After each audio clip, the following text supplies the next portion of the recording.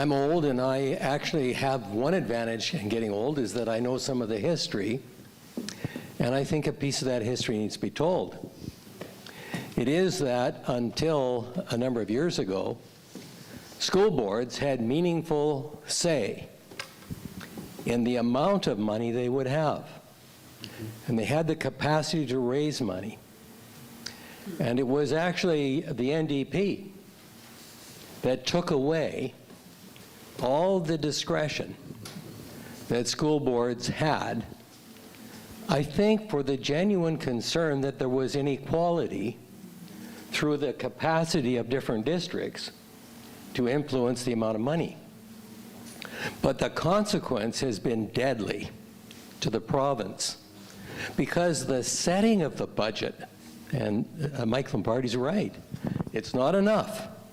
And one of the reasons it's not enough is we don't hear from the people who are living the issues in their districts, and they don't have a say in how to create a budget. So without saying we necessarily have to go back to the very system we had then, there has to be a way for government to hear from the districts about their assessment of their needs based on the children that they have, the conditions that they face.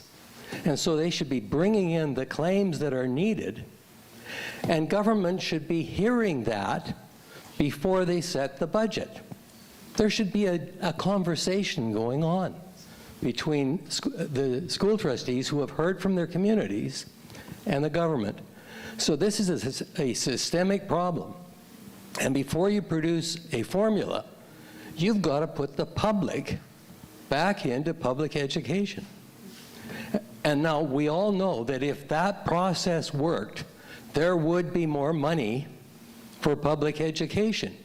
You would have the citizens, we would have the citizens deliberating on this, and this is more than a question of whether, you know, it's going to be this or that amount. This is a question of whether we are going to provide equal opportunity to the children of this province. We did see in the last year a slight change where the minister was previously saying that all of these decisions about whether to close schools or cut maintenance or all of that kind of stuff happen at the board level, and that the ministry doesn't have any control over anything like that.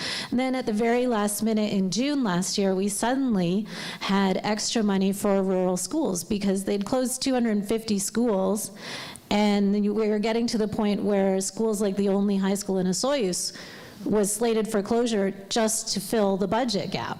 So the minister, seriously, almost the day before, he had said, oh, I can't do anything about it, suddenly had money for rural schools. So do you think that we're moving towards more of a system where we are actually looking, do you think it's possible to look at the individual needs of the districts? I mean, I would hope that it's possible, because it seems necessary to me to have an equitable access to education. You have to realize that different districts have different needs, and some may have more expensive needs than others. So this kind of gets to what Mr. Zlotnik was talking about, which is how can the boards communicate to the ministry and to Treasury Board, which is probably more important than the ministry, what they need to succeed.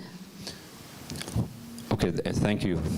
So a very, very good and I think very powerful question you posed there. And I agree with the historical assessment you provided as well. There was a decision, and I probably on balance support the decision to take away the opportunity of school districts to tax the way that local governments tax for their purposes. The argument during the day was that in taking that away, it was supposed to be a leveler in terms of poorer districts wouldn't suffer from the lack of funds they couldn't bring into their mix.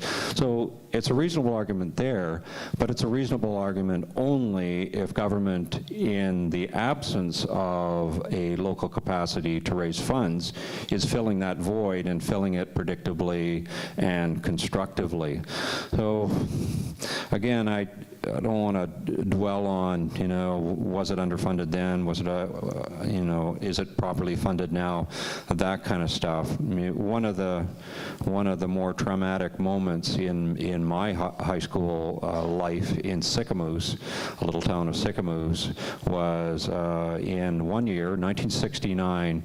High school in Sycamoose, Enderby, Falkland, all of them were closed and were all bused into a central high school in Salmon Arm. I presume that was in response to some funding issues. I hate that when that occurs. It's really disruptive of families, of communities, all of those things, and I think you're right. Government needs to find a way to hear what the real world impact is of 0 versus -2 versus +2 in the life of a school district and in the life of the students that populate those school districts. So I think all of that's fair. I think government needs to become more excited about what they can do with early childhood education as an instrument of social change. I agree with you about poverty being a driver of learning issues. It's a complex